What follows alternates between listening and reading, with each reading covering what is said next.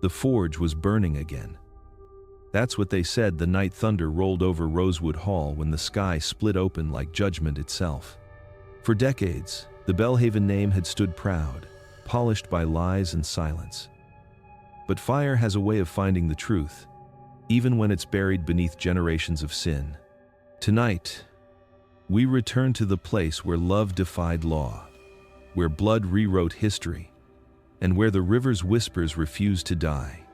So, before we descend into the storm that ended it all, make sure you're subscribed and your notifications are on, because stories like this, stories they tried to drown, always rise again. And tell me, where are you listening from tonight? Let's see how far Rosewood's fire still burns. Now, let's return to that final night, when judgment came not from heaven but from the forge itself. The air around Rosewood Hall carried the weight of both beauty and decay. The live oaks that lined the long dirt road to the estate dripped with Spanish moss, like curtains hung to hide the truth. Inside, the scent of dying lilies filled the master bedroom, where Margaret Belhaven knelt beside her father's bed. His breath came in shallow bursts, each one a reminder that the old world was leaving her behind, forcing her to stand as the last keeper of a name that once commanded respect. With trembling hands pressed to the embroidered quilt, she whispered the words he had always wanted to hear, that she would protect the family's purity, that she would never disgrace their blood, that she would carry the Belhaven name untainted into the generations beyond her own. Below the balcony, life carried on in a different rhythm. The ring of iron echoed through the stillness as the plantation blacksmith worked the forge. His name was Caleb, though few said it aloud. He had been born in bondage on that same land, his skin scarred by years of labor and his eyes marked by something quieter than fear. He spoke rarely, but when he did, his words carried the calm weight of someone who understood that strength could exist even in silence. The heat of the forge had become his only freedom, a place where his hands could shape something lasting, even if the world refused to see his worth. Margaret could hear the hammer strikes through the open window, steady and deliberate, like a heartbeat that would not yield. To her father, those sounds were background noise, the machinery of wealth. To her, they began to sound like something else entirely. They reminded her of how fragile everything was, how easily fire could consume wood, paper, and pride. She would not yet admit it, but the rhythm of that hammer would stay with her long after the old man took his final breath. When the doctor left that evening, taking the last thread of hope with him, Margaret stood by the window and looked out across the fields. The slaves were shadows in the distance, moving through the rows of cane under the dim orange light of lanterns. She had been raised to see them as part of the landscape, as natural as the soil itself, but in that moment she saw faces tired, watchful, alive. She watched the forge's glow flicker against the dark and caught the faint outline of the man who kept it alive. The promise she made upstairs felt suddenly heavy, like a chain laid around her own neck. Her father's death came just before dawn, quiet and without ceremony. The housemaids dressed the body and drew the curtains closed. Outside, the world did not stop. The hammers rang again, the same rhythm as before, steady and relentless. The air smelled of iron and magnolia, and somewhere between them, Margaret Belhaven made another vow, one she would never say aloud, that she would never need, never love, never look beyond the walls of her station. But beneath those vows, something already had begun to stir. The fire in the forge glowed brighter against the dawn, and in its reflection, her shadow trembled on the glass. The summer storm arrived without warning, rolling over the Georgia lowlands with the violence of something ancient and impatient. By mid-afternoon, the skies above Rosewood Hall had turned the color of tarnished silver, and the air grew thick enough to taste. The first drops fell like warnings against the porch roof. Slow at first, then faster, until the heavens opened and the plantation disappeared behind a curtain of rain. The workers ran for shelter, the fields vanished beneath shallow rivers of mud, and the old cypress trees groaned as if the storm had come to collect on debts long ignored. Margaret stood by the parlor window, watching the rain flatten the gardens. The vines she had so carefully trained against the trellis bent beneath the weight of the wind. Her husband was gone again on business, leaving her to command a house that did not truly belong to her, filled with people who obeyed her words but never her will. The thunder seemed to answer the doubts she would not voice. Then came the sound, the sharp, tearing crack of wood splitting under pressure. It came from the stables. Outside, the world was chaos. The rain lashed her face, the hem of her gown heavy with mud, but she ran toward the sound anyway. The horses screamed inside, panicked and thrashing. The stable roof had begun to cave, one beam already hanging loose, the others straining to hold. Through the haze of rain and smoke from a nearby lantern, she saw him, Caleb, moving with the certainty of someone who understood both danger and defiance. His shirt clung to his back, his muscles straining as he wrestled a half-broken mare away from the collapsing stalls. The next crack came louder, closer. The beam above Margaret gave way with a moan of splintered wood. For a moment she froze, unable to tell where to run, the world around her reduced to noise and water. And then there were arms, strong, unhesitating, pulling her backward, away from the falling debris. They fell together into the mud, the impact stealing her breath. The world was only rain and the thunder of their hearts. When she opened her eyes, the storm had turned the ground to red clay beneath them. Her sleeve was torn, streaked with blood, his, not hers. Caleb rose first, the rain tracing lines down his face that looked almost like tears. He did not speak, did not bow, or wait for permission to move. He simply looked at her, long enough for her to realize that for the first time in her life, no title or name stood between them. By morning, the storm was gone, leaving behind a silence that felt heavier than the rain. The stable lay in ruins, the horses scattered across the pasture, and Margaret's world no longer looked the same. The household whispered that she had been saved by a slave, but she said nothing. She could still feel the weight of his hand against her arm, the warmth that lingered even after the rain had washed the mud away. In the days that followed, she would try to forget that moment in the storm, the smell of iron and wet earth, the glimpse of a man's eyes unbroken by fear. But memory has its own will. Every night, when the rain began again, she heard it all over. The crack of the beam, the sound of iron striking iron, and the heartbeat that did not belong to her husband. The days after the storm passed in a hush that felt unnatural for Rosewood Hall. The rain had broken the heat but left the air thick with memory. The servants whispered about the night the stable collapsed, about how the mistress had been pulled from the wreckage by the blacksmith himself. Margaret heard their murmurs echo through the hallways as she passed, and though none dared meet her eyes, she knew every sentence ended with her name. Still, she found herself listening for the sound of the forge, the rhythmic clang of hammer to iron that rose each morning from beyond the orchard, steady as the beating of a heart. She told herself she went to the smithy because of the damage the storm had done. The hinges, she said, needed replacing. The carriage axle had bent in the flood. There were repairs to discuss, household concerns to justify her presence. Each morning she would walk the path that wound past the sugar house and the well, clutching a list that meant nothing, rehearsing excuses she would never need to speak. From a distance, the building looked ordinary. A small wooden structure with smoke curling through a crooked chimney. But as she drew closer, she could feel its heat even before she reached the doorway. Inside, the air shimmered with firelight. Caleb worked bare-armed, his skin slick with sweat and soot, the muscles in his forearms flexing with each swing of the hammer. Sparks burst from the anvil like captured stars, flashing briefly before dying on the dirt floor. He didn't look up when she entered. He never did. There was something in that restraint that unsettled her, the quiet certainty of a man who had learned control not from pride but from survival. Margaret stood in the doorway longer than she intended, watching him work. The smell of iron and smoke clung to her throat. Each motion he made seemed deliberate, almost reverent, as though shaping metal were an act of prayer. She told herself she was studying the craft, admiring the precision of it, but deep down she knew the truth. What drew her there was not the iron, it was the calm in his movements, the steadiness she lacked. When she returned to the house, her reflection in the glass startled her. There was a color in her cheeks she had not seen in years, a brightness born not of vanity but of something she refused to name. That night she sat by her window, listening to the fading clang of the forge, and felt a pulse of unease settle beneath her ribs. It was not sin that frightened her, nor shame, but the dawning realization that she had begun to seek the sound of another person's hands working in the dark.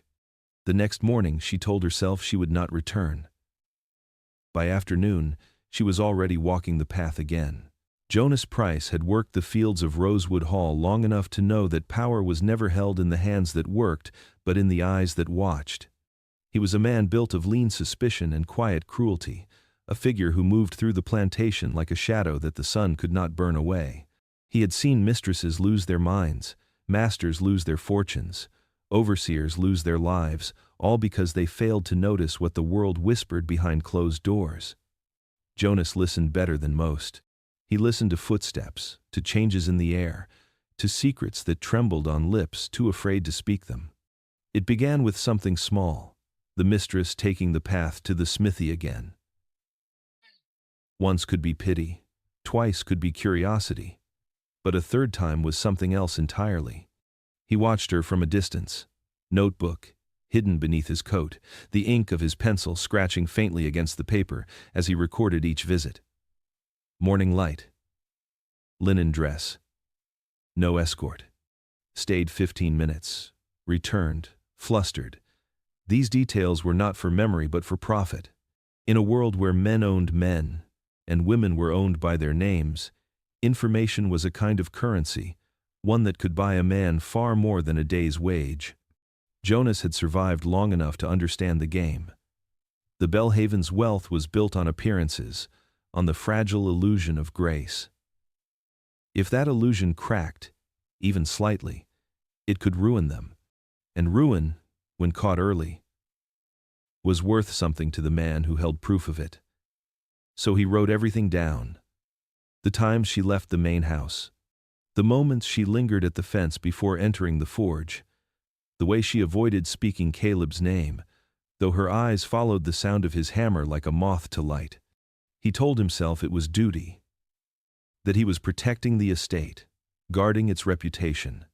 But late at night, sitting in his quarters with the ledger open on his lap, he felt the thrill of ownership over something powerful. He had seen how Thomas Belhaven treated his wife cold, absent, a man who valued land more than love. And Jonas knew what a husband like that might pay to erase disgrace before it reached the parlor. By the third week, the ledger was half full. Every page was a quiet weapon. He began to imagine what it would buy him: a parcel of land, perhaps, or his own place along the river. He smiled at the thought, though the smile didn't reach his eyes. Because in the South, secrets didn't stay buried. They festered. And as Jonas Price closed the book one humid evening, he knew he was no longer just an overseer. He was a collector. And his collection had just begun to grow teeth. When Thomas Belhaven returned to Rosewood Hall, the air itself seemed to recoil. The plantation had grown too calm in his absence, too well ordered, and the sight of it angered him more than the debts that followed him from New Orleans. His carriage rolled through the gates at dusk, wheels caked in red mud from the road, the smell of whiskey trailing behind him like a second shadow. The servants watched from the veranda, their faces blank, their silence practiced. They knew the rhythm of his temper and the signs of its approach, the uneven steps, the restless glances, the twitch in his jaw when he noticed something that did not fit the image of his own authority. Thomas was not a cruel man by conviction but by inheritance. He had been born into a world that taught him dominance was survival, and pride was the proof of manhood. The planters of Louisiana and Georgia gathered in his father's parlor to teach him that lesson before he could even read. But pride was a fragile thing, and by the time he reached New Orleans, it had become his only currency. Gambling halls, debts, and borrowed fortunes had stripped him of dignity long before the creditors came knocking. Now, returning to Rosewood, he sought to rebuild his power on the backs of those who could not resist him. He brought with him 3 new slaves, 2 field hands, and a girl barely old enough to speak her own name. They were purchased on credit from a broker who cared only for signatures, not solvency. Thomas spoke of them as investments, as proof that Rosewood Hall was thriving, but even the overseer saw the tremor in his hand when he signed the bill of sale. The truth was simpler. He needed the illusion of success more than success itself. Inside the house, he found everything in order, the books balanced, the fields harvested ahead of schedule, the stables rebuilt after the storm. For most men, it would have been cause for gratitude. For Thomas Belhaven, it was humiliation. The work had not been done under his hand, but under the guidance of another. Caleb had kept the forge burning through the chaos, repaired the plows, and organized the workers with quiet precision. The men respected him. The women trusted him. And Thomas, standing in his own parlor, could feel that respect pressing against him like an invisible weight. That night, while the rest of the household slept, he poured himself a drink and walked to the balcony that overlooked the fields. The forge was still glowing faintly in the dark, its light pulsing like a heartbeat. He watched it for a long time, his grip tightening around the glass until it cracked. The idea that a man he owned could bring order where he had brought ruin filled him with a hatred he mistook for righteousness. In that moment, Thomas Belhaven did not see a craftsman or a servant. He saw a threat. And somewhere deep inside, where fear and pride lived side by side, something began to turn sharp. The sun was setting behind the fields when the sound first reached her. It came softly at first, floating through the open windows of the parlor, carried by the slow rhythm of twilight. Margaret Belhaven had heard many sounds from the quarters over the years, work songs, laughter, the muffled cries of the punished, but never this. This was not a song of labor or sorrow. It was a hymn, low and steady, each word stretched into something sacred. The melody curled through the humid air, wrapping itself around her like memory come alive. She froze. The tune was one she had not heard since childhood, since before the weight of inheritance and marriage had bound her to a world built on silence. Her mother had hummed it when she thought no one was listening. Late at night in that same house, her hands clasped around a candle while she prayed for forgiveness that never came. It was a forbidden hymn then, one her father had called dangerous because it belonged to the slaves, not to their kind. Yet hearing it now, Margaret realized how little ownership meant when sound could move through walls, through time, through blood. Outside, the evening bled into gold and violet. The workers were gone, the fields quiet, but from the forge came the steady pulse of song. Caleb's voice was deep and unhurried, as though each note carried a weight older than the plantation itself. It wasn't polished or proud. It was the voice of someone who knew the meaning of both endurance and faith. Margaret stood by the window, hands trembling, listening as the hymn rose and fell like a tide. The words were simple, the kind her mother had once whispered, and for a moment she could not tell whether the sound came from the earth or from her own chest. Something shifted inside her as she listened. All her life she had been taught that faith was something inherited, guarded, kept clean like silver in a cabinet. But what she heard that night was faith raw and unbroken, stripped of pretense. It was the kind that belonged to those who had nothing left to trust but heaven. That realization unsettled her more than any impropriety could have. She turned away from the window, heart pounding, but the melody followed her down the hallway, slipping beneath the doors, echoing in the corners of her mind. Later, when she lay in bed, she could still hear it faint, distant, eternal. The forbidden hymn that her mother once feared had found its way back to her through the voice of the man her world had tried to erase. And in that fragile moment between wakefulness and dream, Margaret Belhaven understood that belief, like desire, was something that could not be contained by law, or blood, or name. The morning air carried the scent of ash and magnolia, the strange mixture that always seemed to linger over Rosewood Hall after rain. The forge had long returned to its rhythm, the steady ring of metal against metal marking the hours better than any clock inside the main house. Margaret had not gone there for 3 days. She told herself it was prudence, that she needed distance after hearing the forbidden hymn, that her curiosity had been nothing more than fleeting restlessness. Yet the quiet of the house only made the silence louder. Every sound, the ticking clock, the creak of the floorboards, The sigh of wind through the shutters seemed to drive her toward the one place she told herself she must not return to. When she finally walked the path again, she carried with her a folded handkerchief, white linen embroidered with her initials. She told herself it was to wipe away soot from a new set of hinges she had commissioned, a practical reason to visit the forge, a small defense against her own conscience. But deep down she knew it was a test, a way to see whether the boundary between mistress and servant could still hold after all that had quietly passed between them. The forge was alive when she arrived. The air shimmered with heat, and the sound of hammering filled the space with a rhythm that felt almost like breath. Caleb worked without pause, his body moving in measured precision. The light from the fire cast long shadows across his face, catching the faint sheen of sweat that gathered on his brow. Margaret stood just outside the doorway, watching, her throat dry. When he turned to set a tool aside, she placed the handkerchief on the edge of the anvil and stepped back before he could see her. It was a foolish act, she knew, childish even, but it was hers. A secret folded neatly into cloth. Later that afternoon, as she stood on the veranda reading a letter she could not focus on, she heard footsteps behind her.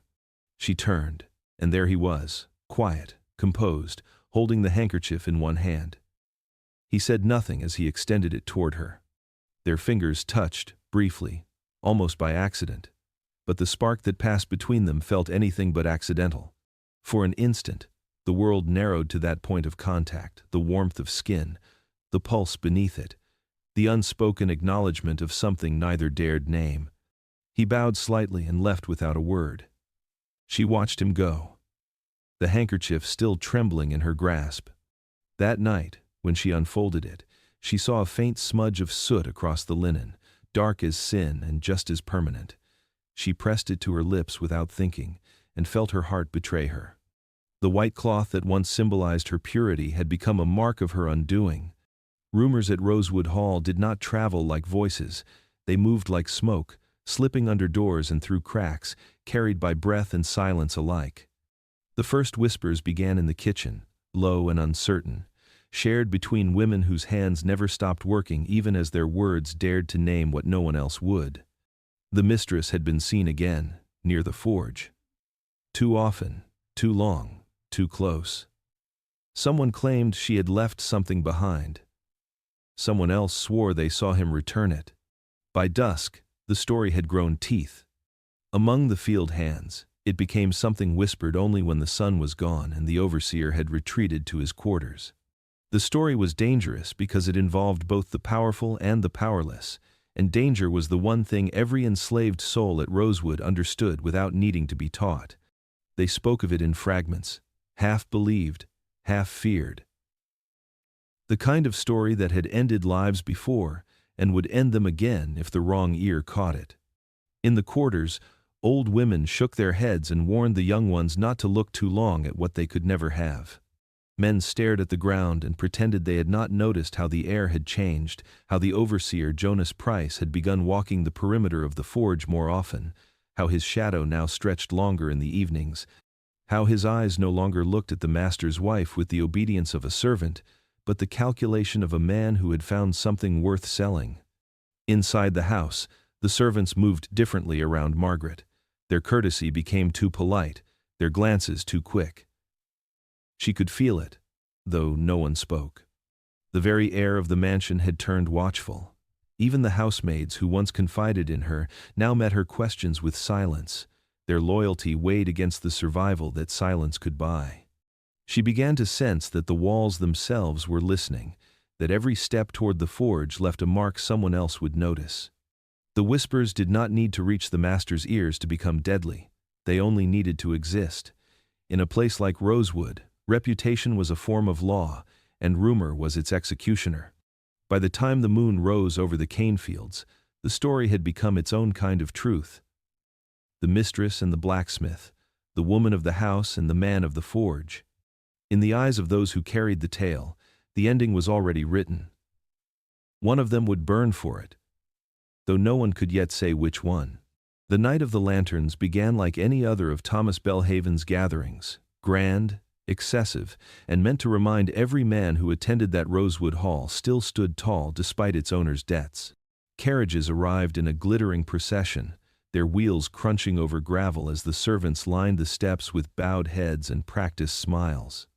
The veranda was bathed in warm light, golden and deceptive, while laughter spilled out of the parlor where bourbon and pride flowed in equal measure. Every planter in the parish had come to see Thomas perform his power, to prove that he still belonged among them, that no whisper of financial ruin or family shame could stain his good name.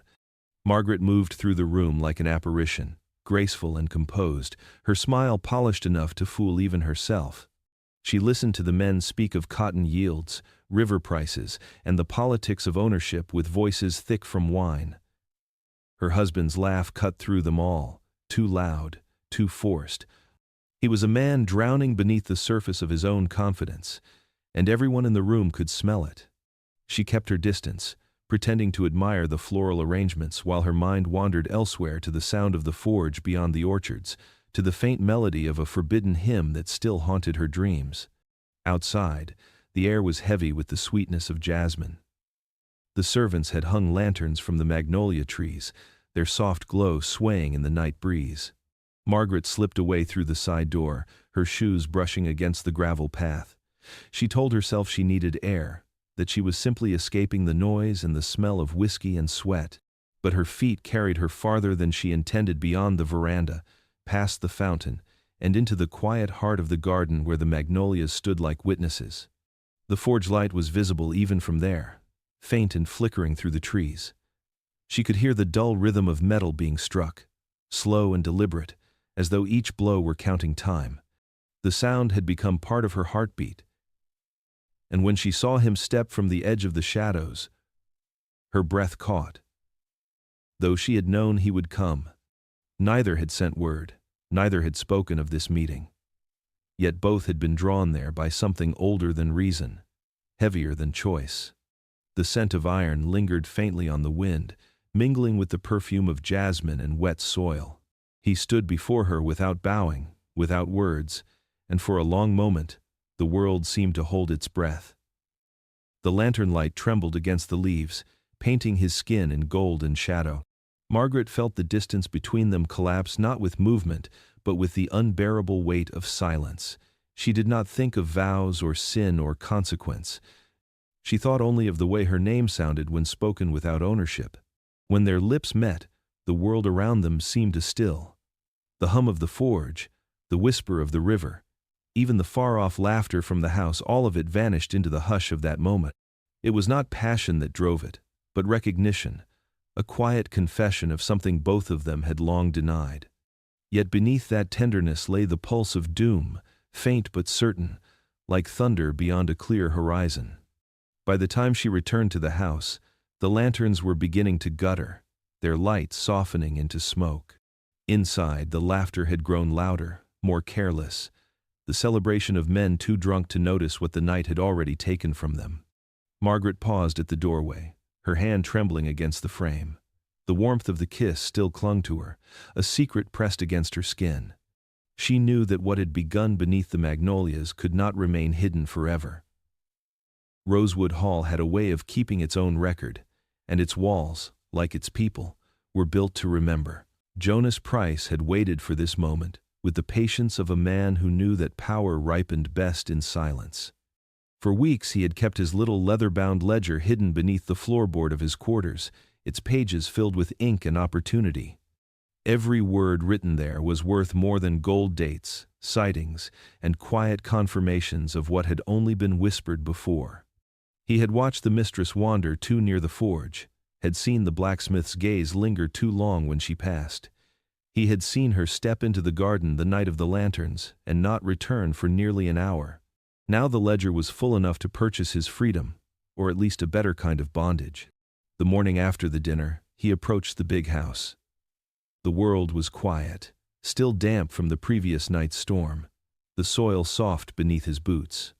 He was careful to come early, before the house fully woke, when secrets were more easily exchanged. Thomas Belhaven sat at his desk, the curtains drawn to block the morning light, a decanter of whiskey already half empty beside the papers he would never read. The smell of sweat and tobacco clung to him, a scent that carried both decay and defiance. Jonas placed the ledger on the desk without a word. Inside that book lay everything: the times, the locations, the unmistakable evidence that Rosewood's mistress had crossed the line between ownership and sin. Jonas had expected outrage, perhaps disbelief, but what he saw instead was something colder. Thomas turned each page slowly, his expression unreadable. When he reached the end, he set the ledger down and looked at the overseer with the calm of a man who had just found the weapon he'd been waiting for. Jonas named his price, a sum large enough to buy a plot of land and a life far from the sweltering shadow of the plantation. He spoke with the confidence of a man who thought himself untouchable. Thomas nodded once, poured another drink, and said the words Jonas wanted to hear. The payment would be arranged, he promised. The matter would be handled discreetly. Jonas left satisfied, unaware that the plan had already begun to twist around him like a noose. For Thomas Belhaven, money was a small cost compared to pride. His wife's betrayal was not a wound, it was an infection, and infections had to be cut out completely. By sundown, the decision had hardened in him like iron. There would be no payment, no quiet resolution. There would be cleansing. The overseer who brought the proof would serve his purpose again before being discarded. The slave who dared to touch what was his would be made an example. And the wife who had humiliated him would learn that forgiveness did not exist in a world built on power. That night, Thomas stood on the veranda watching the fields stretch into darkness. The forge's faint glow flickered in the distance, steady and defiant, the same light that had begun to haunt his dreams. Behind him, the house was silent except for the occasional rustle of silk in the hall, Margaret's movements, restless and unknowing. He took another drink, the glass trembling slightly in his hand. The overseer's ledger lay open on the table beside him, a map of sin written in someone else's hand. He stared at the final page where Jonas had scrawled one last line, seen together beneath the magnolia trees. That single sentence ignited something terrible inside him. By the time the lanterns were lit again, Thomas Belhaven had already chosen the method of his vengeance. There would be no ledger, no scandal, no shame. There would only be silence. A silence achieved through fire, blood, and the careful erasure of everyone who had dared to disturb the order of his world. Winter came slowly to Rosewood Hall, settling over the plantation like a shroud that refused to lift. The fields turned pale and silent, and the cane stood brittle against the wind. Inside the great house, Margaret Belhaven began to move differently, carefully, cautiously, with one hand resting often against the curve of her stomach. The servants noticed first. They spoke of it in whispers between chores, in glances exchanged as she passed through the corridors. By the time Thomas realized, the truth had already taken shape within her. She told him the child was his. The lie came easily, polished by fear and necessity. She reminded him of the brief nights before his last trip to New Orleans, of how he had come to her after too much drink and too little affection. It was plausible enough, and for a while, Thomas seemed willing to believe it. Or perhaps he only chose to. The plantation needed an heir. The Belhaven name needed continuity, even if it came wrapped in uncertainty. For months, the lie held like thin glass, fragile but unbroken. Margaret's body changed, and with it, her world. She withdrew from the gatherings and the parlor visits, claiming exhaustion, though what truly weighed on her was dread. The hymn that once comforted her now haunted her sleep. Each time she heard the hammer of the forge echo through the fields, her heart twisted between fear and longing. She prayed for the impossible, for the child to emerge untouched by truth, for skin pale enough to silence suspicion, for eyes that might pass as her husband's. But prayer, she learned, could not bend inheritance. The night of the birth was cold and cruel. The wind howled through the chimneys, and the servants moved like ghosts between candlelight and shadow. The midwife came from the quarters, a woman who had delivered both masters and slaves, her hands steady from years of holding life in its rawest form. Hours passed in silence, broken only by Margaret's ragged breath. When the child finally came, the house seemed to pause with it. The midwife lifted the infant to the firelight, and the truth revealed itself in the smallest, simplest way. Skin too dark, eyes too deep. No mistake. No denial possible. The bloodlines had crossed. Margaret saw it before anyone spoke. A terror unlike any she had ever known filled her chest, not just for herself but for the child who had been born into a world that would never forgive his existence. She begged the midwife for quiet, for secrecy, but secrets could not survive within walls that fed on gossip. By morning, the truth had traveled down to the quarters and up to the overseer's ears. Jonas Price knew before Thomas did. He smiled as he heard it, already calculating how the revelation might serve him next. When Thomas entered the room, the candles had burned low. Margaret sat upright, the child in her arms, her face pale but composed. For a moment, he said nothing. He only looked at the baby, the tiny hands, the dark curls, the color of the skin that betrayed them both. The room seemed to contract, the air thick with unspoken accusation. She repeated her lie, voice trembling, insisting the child was his, but even as she said the words, she could see that he no longer heard them. Outside, the wind rattled the windows, shaking the magnolia branches against the glass. In that sound, Margaret heard her world fracture. She had spent months fearing exposure, yet nothing could prepare her for the stillness of her husband's stare. The silence that followed was worse than any shout. It was the quiet of a man whose pride had just found its ruin. By dawn, the storm had passed, and the forge once again burned in the distance, its glow faint against the gray morning. Margaret held her child close, her tears falling silently onto his skin. The truth had been born, and it could not be buried.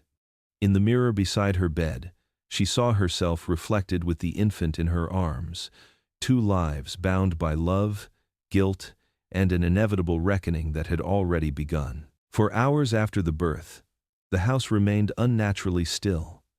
The servants moved through the hallways as if walking through smoke, whispering prayers they did not mean. The only sound was the slow creak of the rocking chair where Margaret sat, her child pressed close to her chest.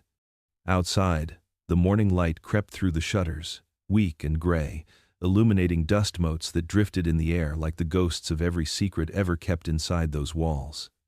And then came the sound of footsteps, measured, deliberate, heavy enough to make the floor tremble. Thomas Belhaven entered the room without a word. He smelled of tobacco and damp earth, his boots still streaked with mud from the stables. For a moment, he stood in the doorway, his eyes fixed on the cradle beside her. Margaret tried to speak, but her voice broke before it became sound. The child stirred, soft and unaware of the storm about to fall. Thomas moved closer, slow and silent, until the space between them felt suffocating. He looked at the infant as one might look at a foreign object, something at once human and impossible. The skin was light enough to deceive a casual glance, but the eyes were darker than any Belhaven blood had ever carried. They stared back at him with quiet innocence. Yet what he saw in them was not purity but defiance. It was as if the child's very existence mocked him, undoing generations of pride with a single breath. His hands shook as he reached for the edge of the cradle. The truth had no shape, no words, but it filled the room like a slow-spreading poison. Margaret's heart pounded as she watched him. She knew that silence from a man like Thomas was not calm, it was the stillness that came before destruction. His gaze shifted to her, and in it she saw something far colder than fury. Rage was human, but what she saw was inhuman, a hollow absence of mercy. He turned away for a moment, as if gathering himself, but the tremor in his shoulders betrayed the struggle. Downstairs, the servants had already begun to scatter. Jonas Price lingered by the staircase, pretending to polish his boots, his ear angled toward the sound of muffled voices. He did not need to hear the words to know what they meant. The master had seen the child, and the master's pride was dying by inches. Pride was the one death that no southern man endured quietly. Thomas poured himself a drink with an unsteady hand, the amber liquid spilling onto the floorboards. He drank it in a single swallow and stared out the window toward the distant forge. The faint orange glow flickered through the trees, mocking him. That was where the fire had begun, not the literal one, but the spark that had set his house ablaze in shame. The thought of it made his throat tighten. He slammed the glass against the table, watching it shatter into glittering fragments. Upstairs, Margaret sat frozen, her child still in her arms, the weight of his tiny body both a comfort and a sentence. She could hear her husband's footsteps pacing below, each one a countdown to whatever came next. She had seen him angry before, drunk, reckless, cruel. But this was different. This was not anger born of insult or inconvenience. It was something elemental, born from the collapse of everything he believed defined him. By the time Thomas returned to the room, his face was pale, his expression unreadable. He said nothing. He did not need to. The decision had already been made in the silence that filled the air between them. He looked once more at the child, then at the woman who held him, and in that gaze lay a promise of reckoning. When he left, the room seemed colder, the fire smaller, the air harder to breathe. Margaret knew that his rage would not erupt.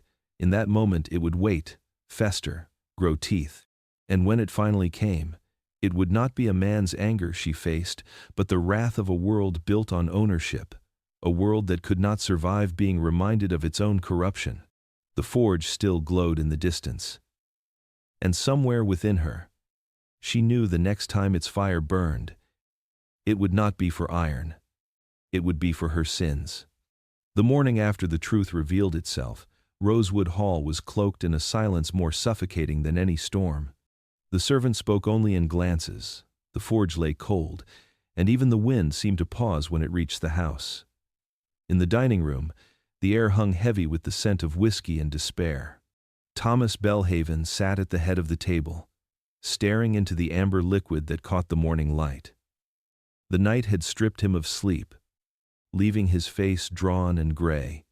Pride was a wound that bled inward, and his was festering by the hour. Jonas Price arrived just after sunrise, his boots polished and his hat clutched respectfully in his hands. He knew better than to speak too soon, for the wrong word could make a man's fortune or end it. But he also knew opportunity when he saw it. The plantation was trembling on the edge of ruin, and he was the only man who could steady it. He had evidence, knowledge, and the one thing Thomas Belhaven lacked: control. He began by offering sympathy, his tone cautious, his words dipped in false reverence. The master of the house listened without reply, his eyes unreadable. Then Jonas opened his ledger and laid it flat on the table. The pages whispered as they turned, revealing the story he had been writing for months. Every observation, every suspicion, every moment he had recorded now gleamed like a weapon in the light. When he spoke again, his voice carried the weight of a bargain. He said he had kept the secret as long as he could, that others might have already begun to talk, and that silence, true silence, would cost something. He wanted his freedom papers, signed and sealed, and enough coin to leave Georgia forever. In exchange, the mistress's name would remain untarnished, and the whispers would die with him. For a long moment, Thomas said nothing. Then a thin smile crossed his face, the kind that never reached the eyes.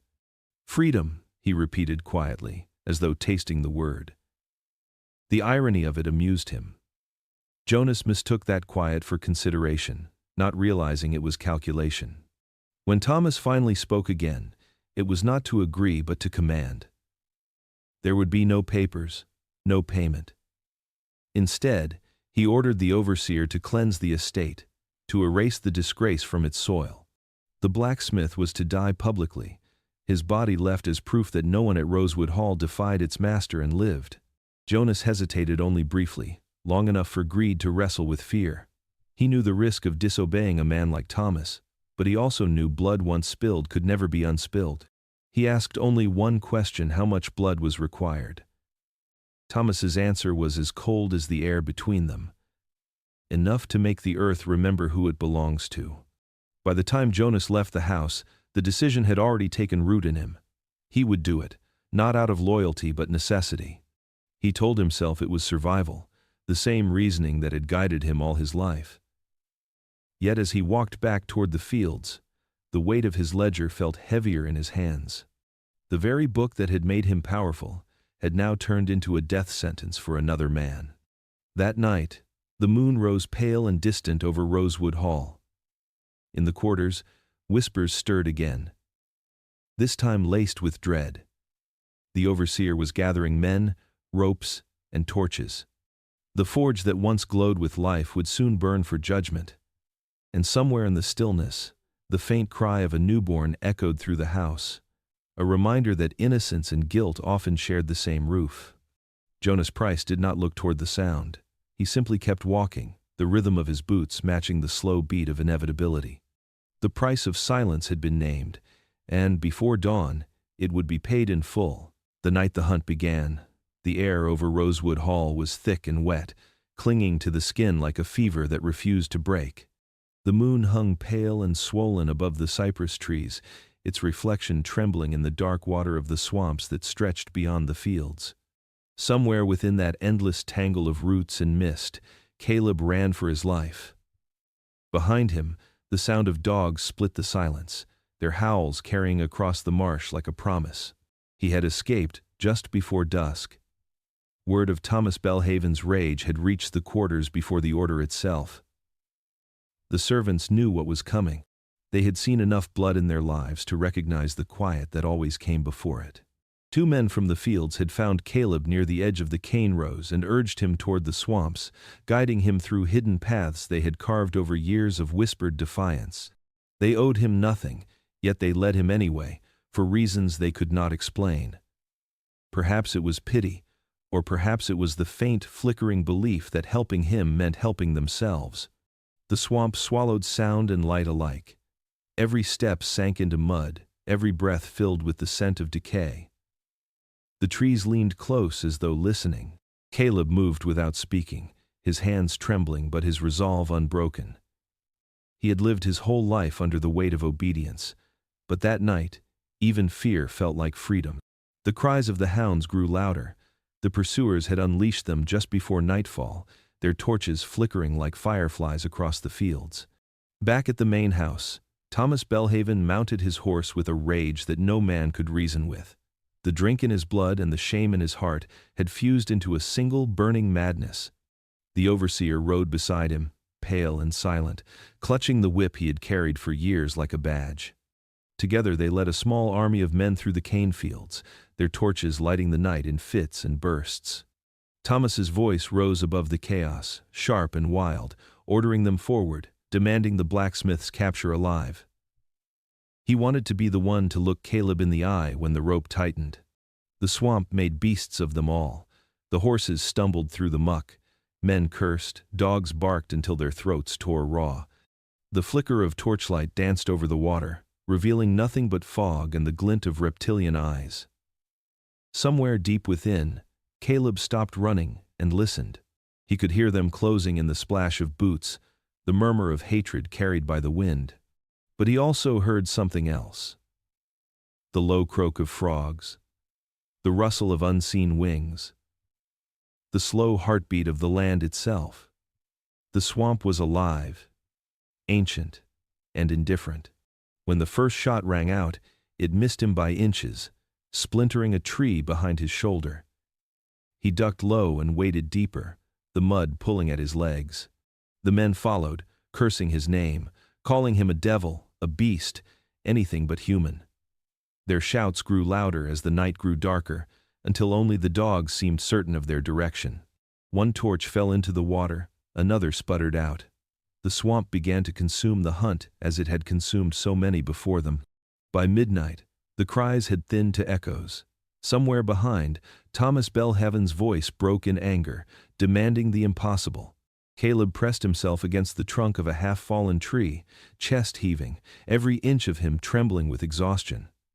The water rose to his waist, the torchlight fading far in the distance. For the first time, the night was quiet. He looked toward the faint outline of the stars above the canopy and thought not of escape, but of survival, not just his own, but of something larger, something that would one day outlive the men who hunted him.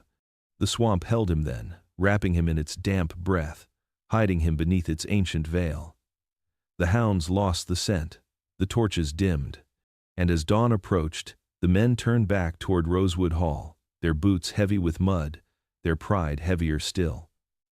Only Thomas lingered, staring into the trees as if the darkness itself had mocked him.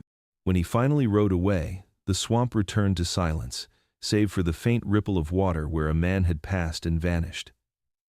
Caleb was gone, but the land had taken his story for safekeeping. The river lay before him like a silver serpent, glinting beneath the pale light of the moon. Its surface was calm, deceptive in its beauty. But every man who had lived near Rosewood knew how treacherous it was. The current beneath that stillness could drag a body down and never give it back. Caleb stood at the edge, his chest heaving, mud clinging to his legs up to the knee. Behind him came the sound of pursuit voices shouting, dogs snarling, the thud of hooves against wet earth. The night pulsed with the fever of the hunt. He could run no farther. The swamp had carried him as far as it could, but now there was nowhere left to go. The river on one side, the torches on the other. He turned toward the trees, his face streaked with sweat and ash, his hands still trembling from exhaustion. He could hear Thomas Belhaven's voice cutting through the chaos, commanding his men forward. There was no hesitation in it now, only rage. This was not justice for him. It was a reckoning. The moon broke through the clouds, and for a brief moment, the land glowed as if caught between two worlds, the living and the damned. Then he heard her. A sound that did not belong to the chase. Margaret's voice carried across the riverbank, soft but clear, calling his name through the dark. She appeared at the edge of the woods, her white gown streaked with mud, her hair unbound, her bare feet bleeding from the thorns. In her arms, she held the child, wrapped in a thin blanket. The sight of her was enough to halt even the hounds. Thomas emerged from the shadows behind her, his face pale and twisted, the gleam of a pistol catching the torchlight. The men stepped back, unsure if they were witnessing punishment or madness. The air between them was heavy, every breath sharp enough to cut. Margaret's voice trembled as she pleaded for mercy, her arms tightening around the child. The words spilled from her not as defiance but as desperation. She no longer cared about pride or forgiveness. She cared only for the life she carried and the man she loved. Caleb said nothing. His silence was its own rebellion. He would not kneel. He would not beg. The river whispered behind him, its current murmuring promises of escape that only the desperate could hear. He looked at Thomas then, not as master or enemy, but as a man stripped bare by his own hatred. The distance between them was measured not in steps but in centuries, one born to rule, the other born to endure. Yet in that moment, they were equals, both standing before the same abyss. The gunfire shattered the stillness. One shot, then silence. For a heartbeat, no one moved. The torches flickered, the dogs whimpered, and the night seemed to lean closer. Listening. Margaret's scream broke the spell, raw and terrible. Smoke curled into the air, hanging like a ghost above the river. No one could say who fired first, whether it was Thomas's trembling hand or Caleb's final act of defiance. All anyone knew was that the shot had found its mark, and the river had taken something into itself. The men searched the banks for hours, their torches cutting through the fog. They found no body, only footprints, leading to the edge of the water and then vanishing. The current had carried its secret away, just as it always did. Margaret knelt in the mud, the child still in her arms, her gown heavy with river mist. Behind her, Thomas stood motionless, the pistol limp at his side, his eyes fixed on the place where the river met the light. The land fell quiet again, but something in that quiet had changed. The river had made its bargain, and it would not be broken. Rosewood Hall would wake to another morning, but its heart had been split wide open. In the reflection of the water, where the reeds swayed and the ripples spread like whispered truths, the ghost of a man seemed to linger unbroken, unbent, and waiting for the tide to carry his story somewhere the Belhavens could never reach. Dawn crept slowly over the river, staining the mist with faint streaks of pink and gold. The water moved lazily, as though unwilling to remember what it had swallowed during the night. Along the bank, men searched with poles and lanterns, their boots sinking into the wet earth. The air was thick with the smell of moss and smoke, the scent of torches long extinguished. No one spoke louder than a whisper. The night's violence had drained them, leaving only weariness and a fear they could not name. By mid-morning they returned to Rosewood Hall with their report. The body had not been found. The current, they claimed, was too strong. It had carried him away, dragging him down to join the river's long collection of secrets. Thomas Belhaven stood on the veranda as they spoke, his face expressionless, his eyes bloodshot from drink and sleepless rage. He dismissed the men with a nod, their words barely reaching him. To the rest of the world, the blacksmith was dead, the disgrace erased, but Thomas could not rest. Something in him refused to believe that the river had done what he could not. That evening, when the others had gone, Jonas Price approached him. The overseer's face was pale, his jaw tight.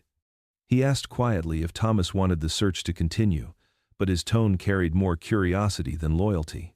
Thomas turned his gaze toward the water glimmering in the distance and muttered that the matter was finished. Jonas did not move. Finally he spoke low, hesitant, as if afraid of his own words. "The body never sank," he said. It floated.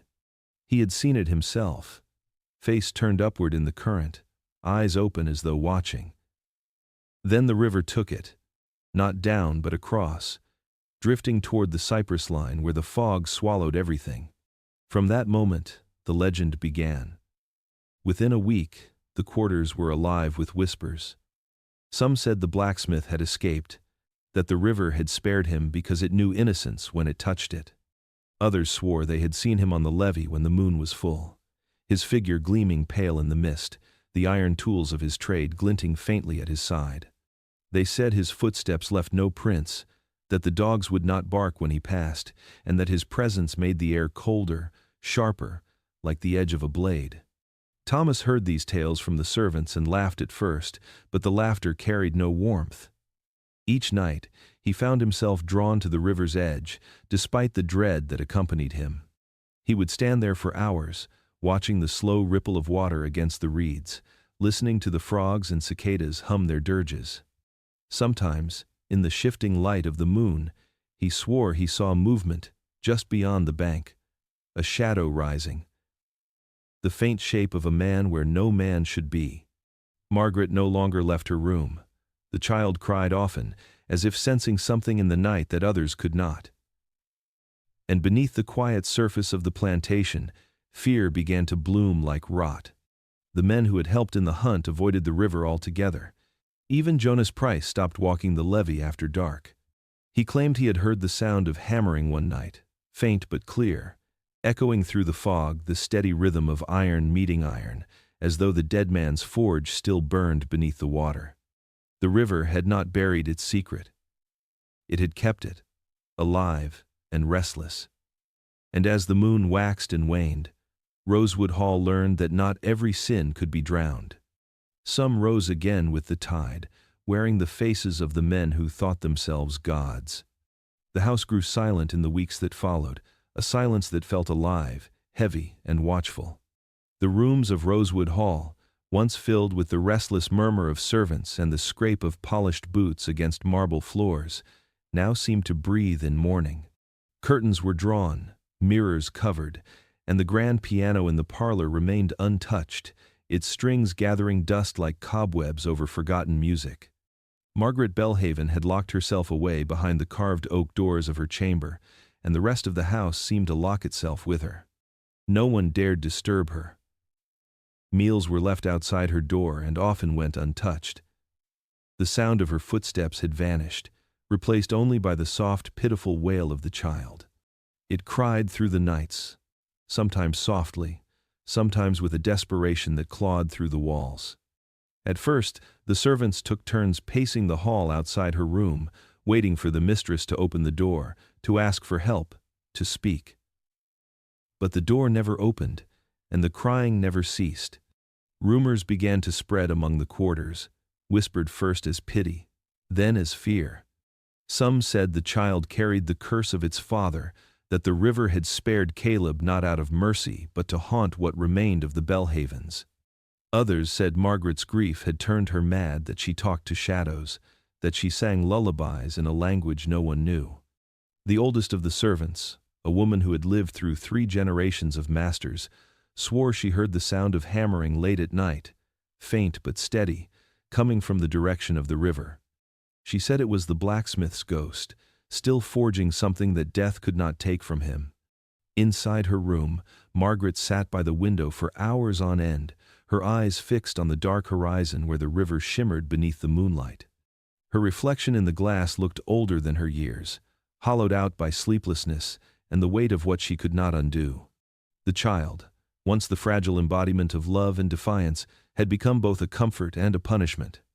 Every time she looked into his dark eyes, she saw the man she had loved, the man her world had destroyed. She whispered apologies he would never hear, promises she could no longer keep.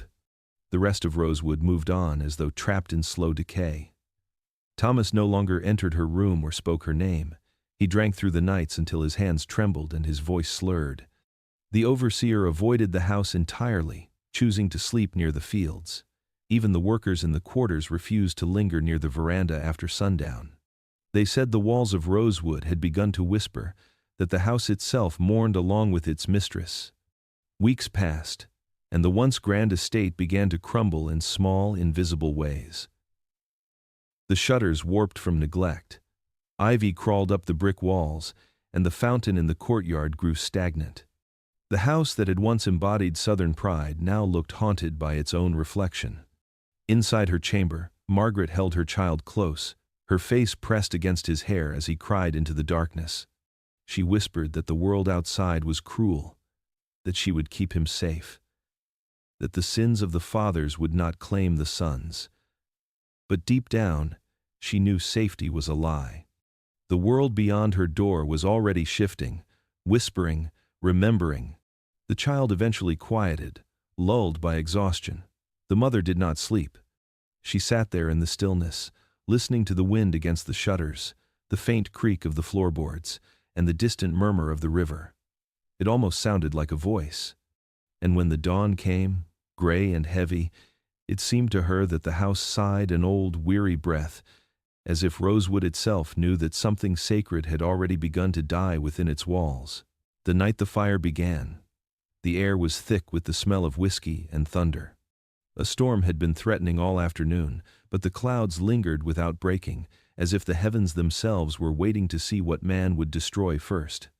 Inside the great house, Thomas Belhaven paced the parlor like a caged animal. The decanter on the table had been emptied twice, and shards of glass glittered near his boots where the bottle had fallen. His mind, soaked in liquor and shame, had become a furnace of its own. Every thought led back to the same place, the forge. The memory of its glow, the echo of the hammer, the quiet defiance of the man who had worked there. It had been the heart of his humiliation, the altar where his name was sacrificed to sin. Sometime after midnight he stumbled outside. The night was still and heavy, the fields stretching out like a graveyard of shadows. He carried a lantern in one hand, its light trembling with his unsteady gait. The path to the forge was overgrown, but he knew it well. Each step through the mud and grass pulled him deeper into his own madness. By the time he reached the wooden frame of the building, the world had narrowed to one thought. If he burned the place where it began, perhaps he could erase what had followed. The forge stood silent, its once blazing hearth long since cold. The tools hung from their pegs like the bones of a forgotten craft. Thomas stared at them with a strange kind of reverence, the drunken solemnity of a man about to perform a ritual he could not name. He poured the lantern oil across the floor, the smell sharp and dizzying. When he struck the match, his hand shook, but the flame caught quickly, licking upward with greedy hunger. Within moments, the fire spread, devouring the wood, climbing the walls, roaring into life as though it had been waiting for this moment of rebirth. The heat struck him like a blow. But Thomas did not retreat. He stood before the flames, watching as the hammer and anvil, the symbols of another man's skill, disappeared into molten ruin. He shouted into the crackling air, words that no one would remember and no God would answer. The fire grew brighter, louder, until it drowned out even his own voice. When a beam cracked overhead, he turned too late. It fell, striking his shoulder, and sending him crashing to the floor. The lantern shattered beside him, and the oil spread across his arm. The flames found him quickly, crawling up his sleeve, biting into flesh. His scream tore through the night, mingling with the thunder that finally broke above the trees. By the time the servants reached him, the forge was an inferno. Rain began to fall then, too late to save anything. The fire burned itself out by dawn, leaving behind only blackened timbers and the stench of scorched earth. Thomas survived, but the cost was written on his body. Half his face had been claimed by the fire, the skin warped and red, the eye clouded white. The doctor from Greensburg called it a miracle that he lived. The locals called it something else. They said it was the devil's kiss, a mark left by sin itself, proof that some flames never truly die. Afterward, the forge was never rebuilt. The ashes were left to scatter with the wind, though some swore the ground there stayed warm long after the fire was gone. And at night, when the river fog rolled low and the moon glowed faintly over the fields, a faint light would flicker among the ruins, as if the fire had refused to leave, waiting for the next soul desperate enough to believe that destruction could ever bring peace. Time moved strangely at Rosewood Hall after the fire. The house still stood, but its soul seemed to have burned away with the forge. The rooms echoed with absence, and the people within them carried ghosts wherever they went. The fields continued to yield their harvest, the workers continued their toil, but the laughter that once filled the verandas had long since turned into whispers. In that hollow silence, the boy began to grow. Jameson Belhaven was the name given to him, though even as a child, he seemed to belong to no name at all. He was pale like his mother, with the same fine features and quiet grace, but his eyes, those eyes betrayed him. They were dark and steady, the color of river silt, and they carried an unsettling calm, a patience that did not belong to Thomas Belhaven or any man of that bloodline. People avoided looking into them for too long. It made them uneasy, as if the boy could see more than he should. The servants said little in his presence. Some believed that to speak of the past might awaken something dangerous. Others pitied him, whispering that he was neither master nor slave but something caught between. The children of the quarters watched him from afar, uncertain whether to bow or stare. He would sometimes wander toward the edge of the property where the forge once stood, tracing the blackened earth with small hands as though searching for something buried there. Margaret forbade him from going near it, but the boy always returned, drawn by something silent and unexplainable. Thomas avoided him. When father and son crossed paths, the air seemed to tighten. The boy's quietness was an insult to Thomas, his composure a mirror reflecting everything he hated about himself. He saw the blacksmith's face in the curve of the boy's mouth, the shape of his jaw, the deliberate way he moved. At times, he imagined the fire had not killed the man at all, but had burned him into the child's blood, leaving behind this living reminder that no amount of fire could cleanse shame. As Jameson grew older, the resemblance deepened. He was thoughtful where other children were careless, observant where others were loud. When he worked with tools or carved small figures from scrap wood, his movements were precise, almost methodical. The older workers who watched him said it was the same way the blacksmith used to move, each strike deliberate, every gesture sure. They said the boy's silence was not emptiness but restraint, as though he carried within him the memory of someone who had learned long ago how dangerous words could be. Margaret tried to shield him from the whispers, from the way people looked at him when they thought she wasn't watching. She taught him to read and play piano, to carry himself with the poise expected of his name. But no amount of refinement could mask the truth that lived in his face. When he smiled, it was Caleb's smile. When he frowned, the same quiet defiance flickered in his eyes. By the time he reached 12, even the neighbors had begun to notice. Invitations from other families stopped coming. Children were called home early from their visits. In church, Thomas felt the weight of stares pressing against his scarred face, the congregation whispering their prayers with one hand over their mouths. The boy's existence had become a public confession of private sin. And yet Jameson himself remained untouched by bitterness. He did not shout or question, did not lash out when the world began to turn from him. He simply watched, as if he understood that truth had its own clock, that one day it would come due. When he passed the levee, he often stopped to gaze at the river, the same river that had once taken a man's body and refused to give it back. The wind would move through the reeds, and he would stand there for long moments, quiet and still, as though listening. Some nights, when the moonlight struck the water just right, Margaret swore she saw the reflection of two figures instead of one. The boy with two names had become a story of his own, a living reminder that blood cannot be rewritten and that truth, no matter how carefully buried, always finds its way to the surface. By the time the new overseer arrived at Rosewood Hall, the place had already begun to sink into the slow decay of memory. The cane fields still stretched wide and gold beneath the summer sun, but the house itself looked weary, its white paint graying, its shutters warped by time. The Belhaven name still carried weight in the parish, though few could remember why. Thomas rarely left his room anymore, and Margaret had grown frail, her beauty dimmed but not erased. The boy, now nearly a man, carried himself with quiet poise, a reflection of two legacies that refused to reconcile. The overseer, a man named Eli Barrett, was new to the South. He came from Tennessee, eager to prove his worth, carrying with him the belief that discipline and order could tame any land. On his first month, he set about clearing the storerooms and tool sheds, determined to bring the plantation back to its former efficiency. It was in the storage loft above the stables that he found the crate heavy, nailed shut, buried beneath old sacks of seed and broken plows. The wood was soft with age, the iron hinges nearly rusted through. When he pried it open, a puff of dust filled the air, the smell of mold and forgotten years rising like breath from a grave. Inside lay a jumble of records, receipts, ledgers, handwritten letters, and the remnants of a lifelong buried. Among them was a small leather-bound book, worn to softness at the edges. Eli opened it carefully, expecting accounts of harvests or inventory lists, but what he found made him pause. The handwriting was delicate, slanted, and precise, each line marked with the cold clarity of a man who knew the power of record-keeping. Across the first page was a name, Jonas Price. The entries were not about crops or trade.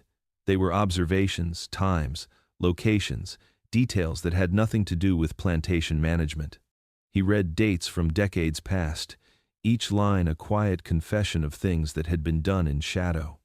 There were notations of visits to the forge, meetings in the garden, small exchanges between the mistress of the house and the man who had once worked its fire. He read about the night of the lanterns, the overseer's threats, the price of silence. The words were careful but unmistakable. The ledger was no longer a tool of labor, it was a record of sin. Eli felt the weight of it as he turned each page. The story unfolded in fragments but told enough to reveal the truth. He saw how the overseer had blackmailed his master, how pride and vengeance had driven Thomas Belhaven to destroy the very thing that made him human. The handwriting faltered near the end, as though Jonas Price himself had grown afraid of what he was writing. The last entry was dated weeks before his disappearance. It read simply, "Payment agreed. The blood will wash the name clean." When Eli carried the ledger to the house, the reaction was immediate. The old master's face turned ashen when he saw it, the scarred half of his face twitching as though the fire still burned beneath his skin. Margaret fainted at the sight of the book. And Jameson, standing in the doorway, felt something inside him settle into place, a confirmation of what he had always known but never dared to speak. Word spread quickly through the parish. Men who had long forgotten the story now remembered it in fragments. The forge, the river, the fire. Whispers became stories, stories turned to legend. But for the Belhavens, it was no legend. The ledger was truth bound in leather, an unholy scripture that proved blood and cruelty had built their name. That night, Eli Barrett placed the book on Thomas's desk and left without another word. No one saw the master again after that. The next morning, his chair was empty, the ledger gone. Some said he burned it. Others said he took it to the river, hoping to cast it into the same current that had carried the blacksmith away. But a few swore the book never left the house, that it remained hidden somewhere within Rosewood Hall, waiting for the next set of hands to open it, and the next heart to break beneath its truth. And outside, as the sun sank behind the fields, the sound of hammering echoed faintly once more. It came from the direction of the river, rhythmic and distant, as if someone or something was still keeping the records up to date. The summer of 1871 came heavy and strange, the kind of season where the air itself seemed to remember things best forgotten. Rosewood Hall had grown quieter over the years, its white columns streaked with rain stains, its gardens overtaken by vines that crept like memories across brick and stone. Margaret Belhaven had aged beyond her years. Her hair, once bright as honey, had turned the brittle color of ash. The servants said she moved through the house like a ghost, her mind half anchored to the past. The river still whispered at night, and every time it did, she drew the curtains and whispered prayers under her breath. On a humid Sunday afternoon, as the church bell echoed faintly from the town beyond the fields, a figure appeared at the edge of the drive. He came on foot, his coat long and dust-stained from travel, his hat pulled low against the glare of the sun. The hounds did not bark. The men in the fields paused their work, uneasy, watching as the stranger made his way toward the gate of Rosewood. He walked with a slow, deliberate rhythm, the stride of someone who had walked a very long way and had nowhere left to go but here.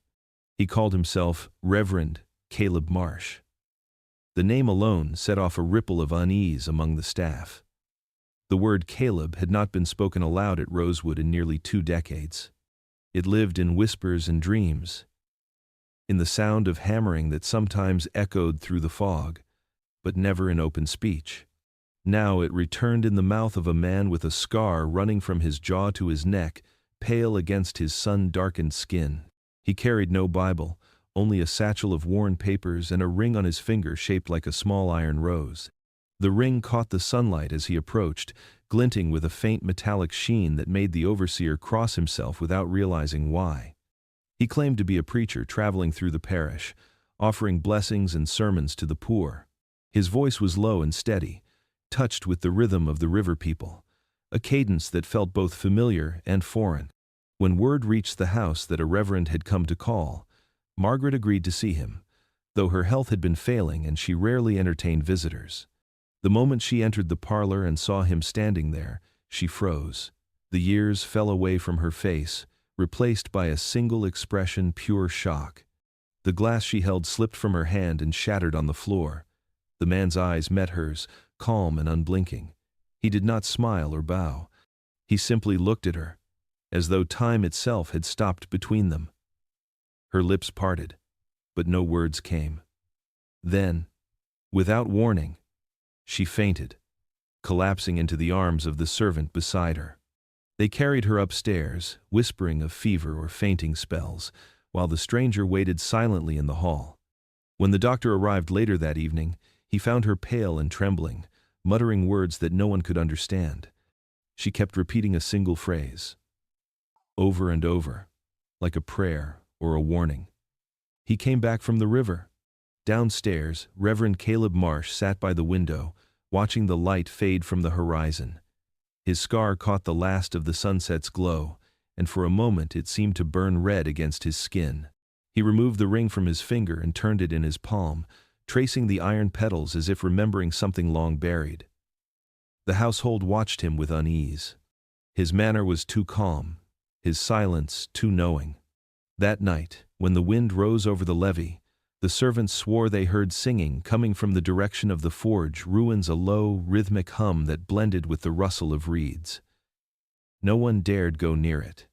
The next morning, the stranger was still there, standing by the gates of Rosewood, hat in hand, as if waiting for someone to invite him back inside or drive him away. His eyes were calm, patient, almost kind.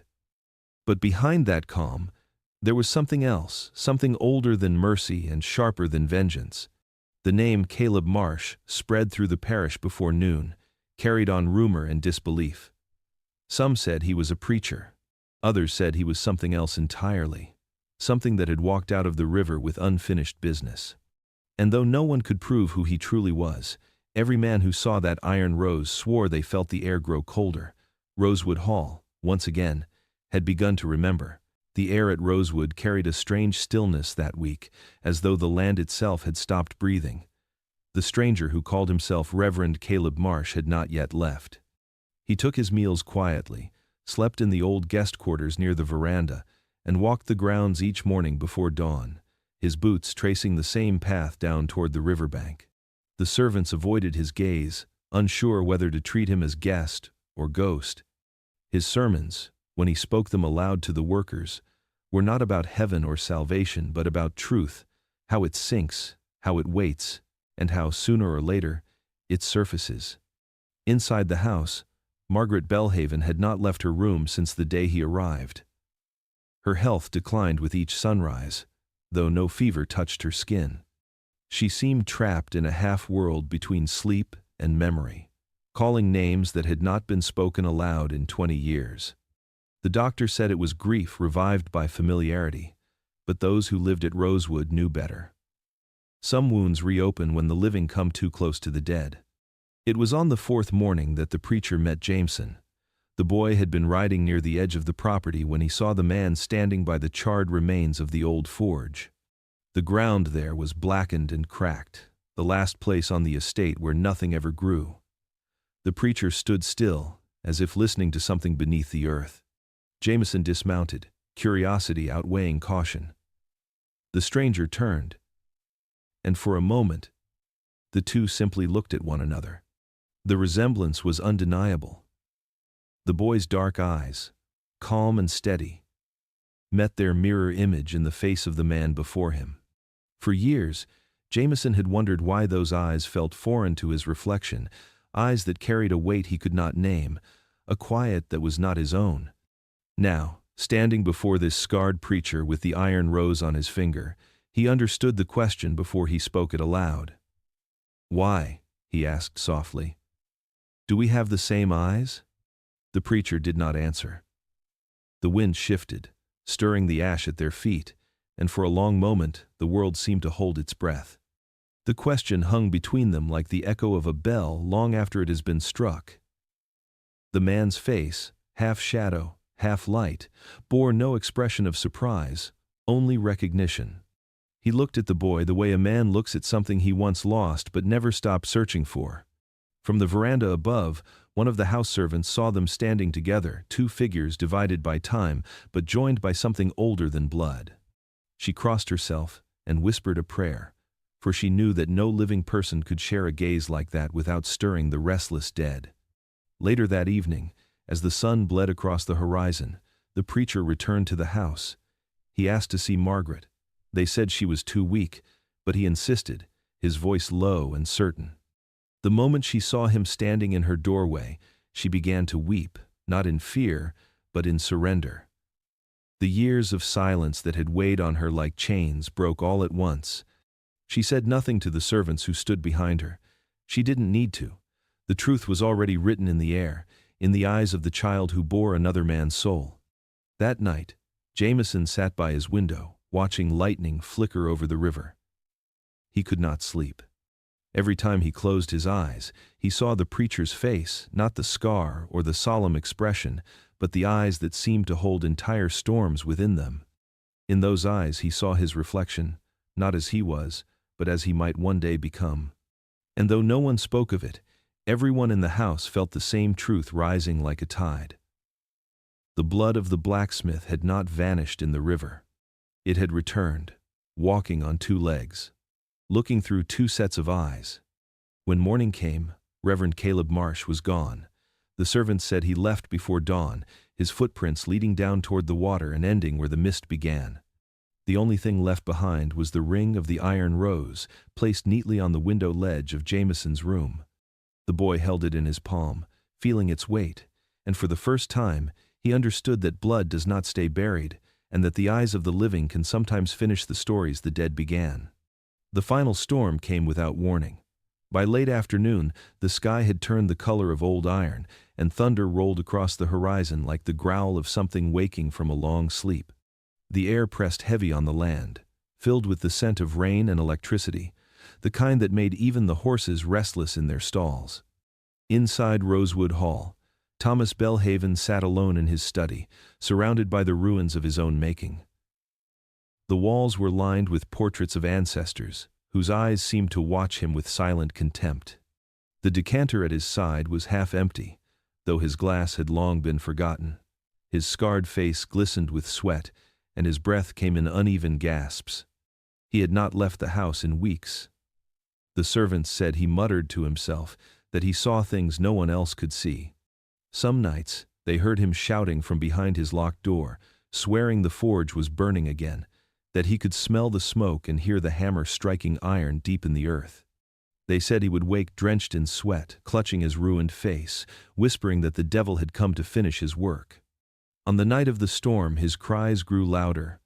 The lamps flickered, and the air inside the house shimmered with heat that had no source. The rain began to fall, soft at first, then pounding against the windows like fists. The servants gathered at the bottom of the stairs, too afraid to climb. When they finally dared to open his door, they found Thomas Belhaven sprawled beside the hearth, eyes open, mouth twisted in a scream. The fire had gone out hours before, yet the stones glowed faintly red, and the room smelled of burning metal. The doctor said it was a seizure brought on by age and liquor, but no one in Rosewood believed him. They buried Thomas without ceremony, beside the oak grove near the river. The preacher from town offered a few words, though the real sermon came later, in the place where the truth had begun to surface. Weeks after the funeral, Margaret Belhaven appeared at the small parish church in town. The congregation turned as she entered, frail and pale in her mourning dress. She walked to the altar alone, her steps unsteady but deliberate. The same people who had once witnessed her marriage to Thomas now watched her stand before them, trembling beneath the weight of confession.